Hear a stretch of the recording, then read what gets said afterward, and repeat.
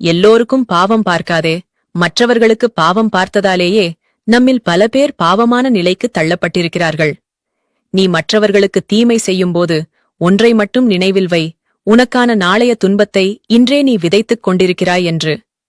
வலித்தால் அழுவது தவறில்லைதான். ஆனால் வலி போன பிறகும் அதையே நினைத்து அழுது கொண்டிருப்பது மிகப்பெரிய தவறு.